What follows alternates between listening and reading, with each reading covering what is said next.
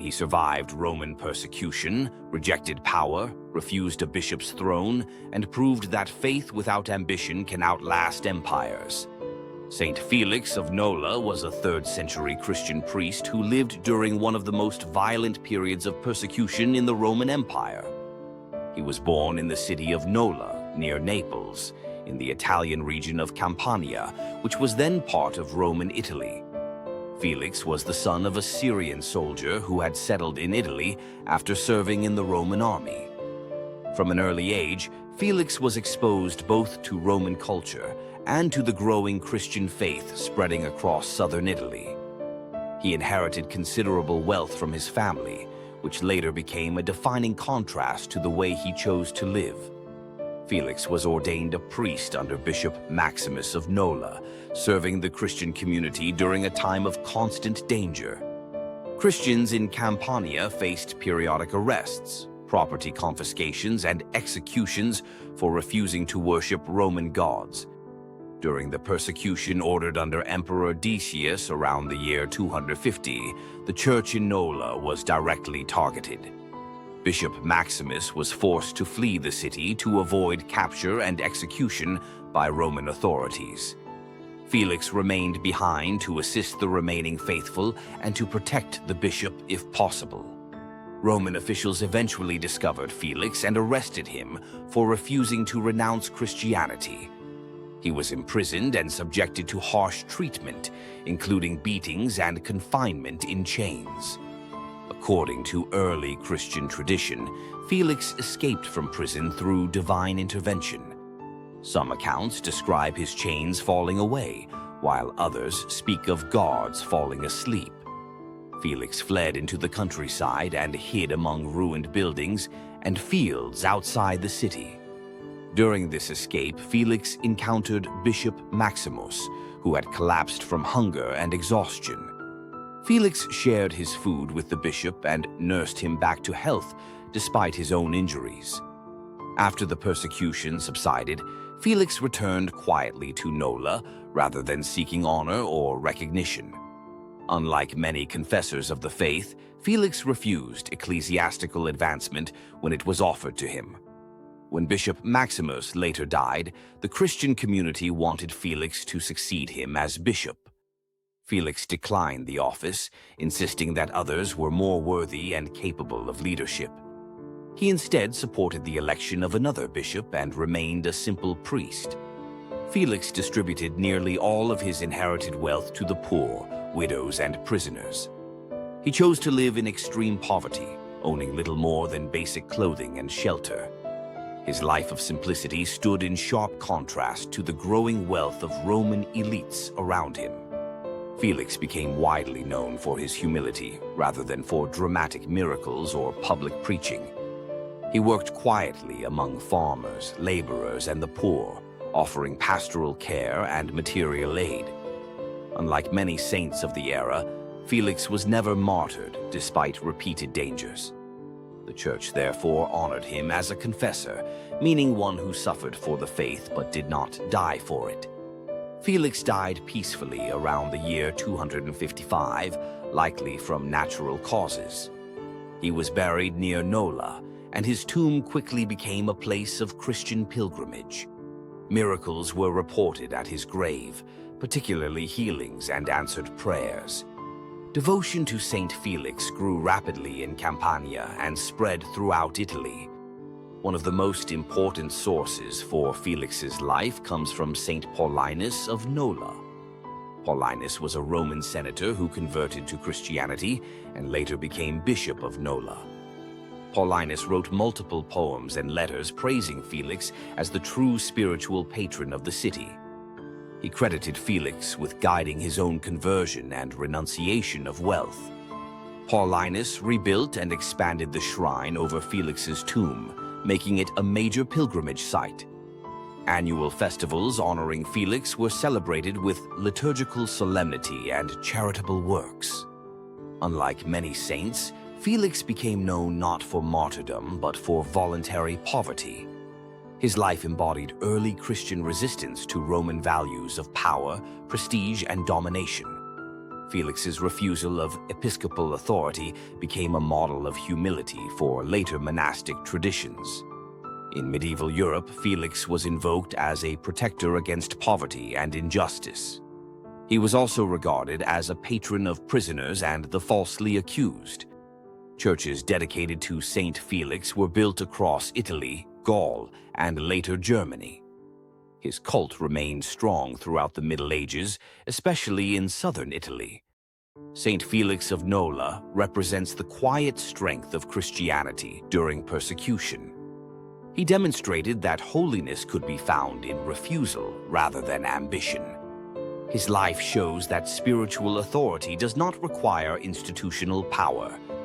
Felix's example stood in contrast to later periods when church offices became politicized. For early Christians, Felix embodied fidelity without spectacle. He showed that survival under persecution could still glorify God. The Church celebrates Saint Felix of Nola on January 14th. His feast day reminds Christians of humility, endurance, and quiet faithfulness. Saint Felix remains a symbol of Christian resistance to corruption through simplicity. His life continues to be cited in discussions of poverty, conscience, and authority. In a church shaped by martyrs and bishops, Felix stands as the saint who chose obscurity. Through poverty and humility, Saint Felix of Nola left a legacy stronger than power. The historical importance of Saint Felix of Nola lies partly in what he did not do. He did not seek martyrdom, power, office, or recognition within the church. This restraint was unusual in an age when martyrdom carried immense prestige. Early Christian communities often celebrated martyrs as heroic witnesses to the faith. Felix instead became known for patience, endurance, and restraint under pressure. This made his reputation different from that of more dramatic early saints. His sanctity was expressed through daily choices rather than a single decisive moment. Felix lived at a time when Christianity was still illegal within the Roman Empire. Local governors had wide discretion in enforcing imperial edicts against Christians. This created unpredictable cycles of persecution and tolerance. Christians in Campania lived with constant uncertainty about their safety. Felix's decision to remain in Nola despite these dangers showed deliberate courage. He did not flee permanently or seek safer regions of the empire. Instead, he accepted instability as part of Christian discipleship. His pastoral work required discretion, secrecy, and personal risk. Christian worship often took place in private homes or secluded rural areas. Felix helped organize these gatherings while avoiding unnecessary provocation. His approach balanced prudence with fidelity rather than reckless defiance. This balance made him a trusted figure among both clergy and laity. Felix's relationship with Bishop Maximus reveals early models of episcopal authority.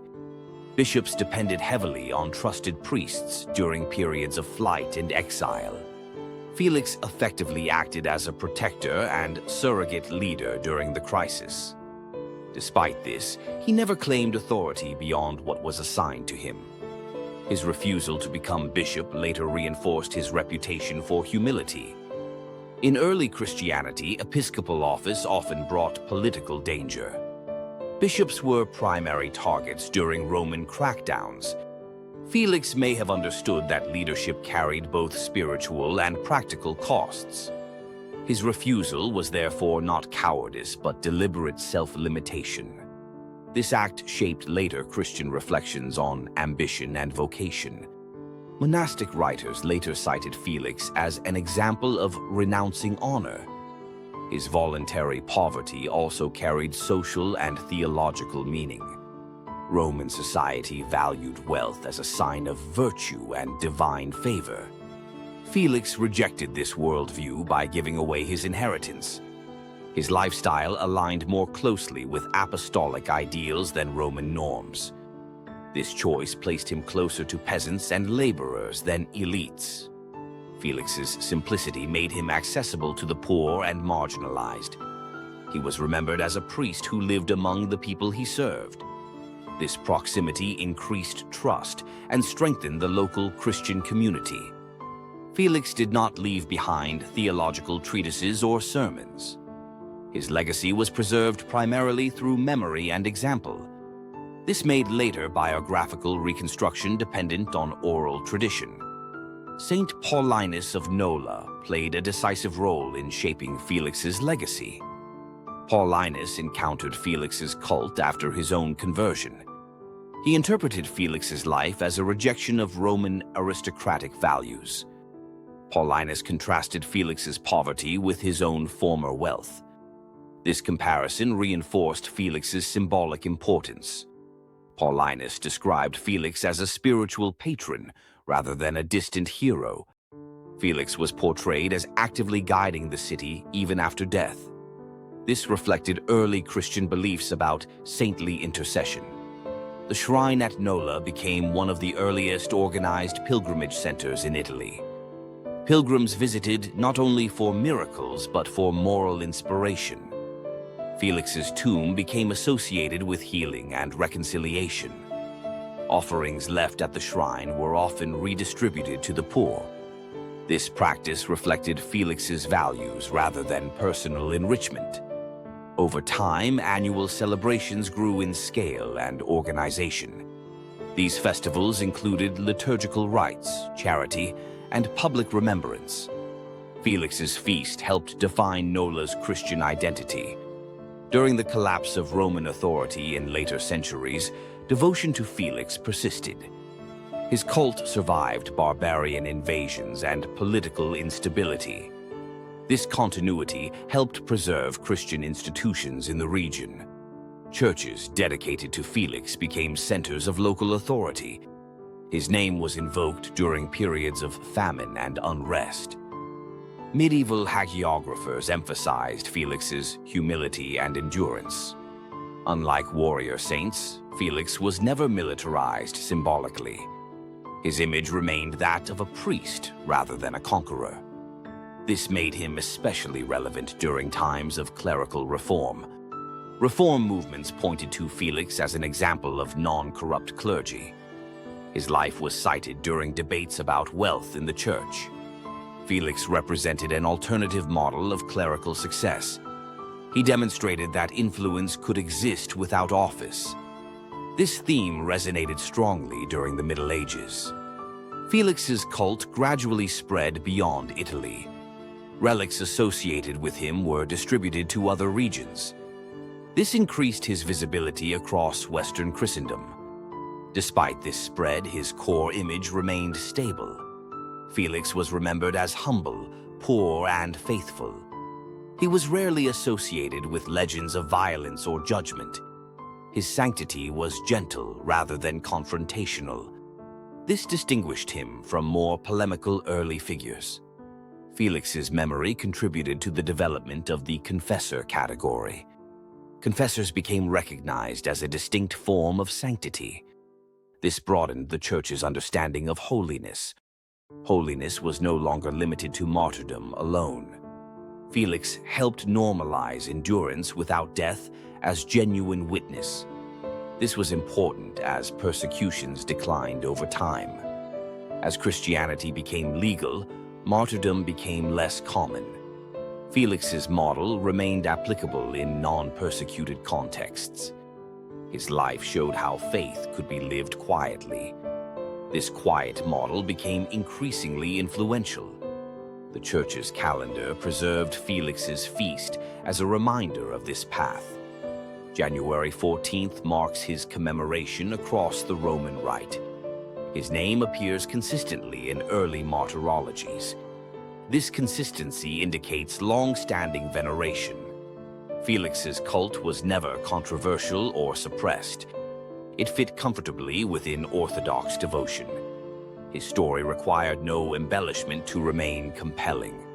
Felix of Nola represents Christianity lived without spectacle. He shows that restraint can be more powerful than confrontation. His life remains a counterweight to ambition within religious structures. Felix reminds the Church that sanctity does not require prominence. Through simplicity and endurance, his influence outlasted empires.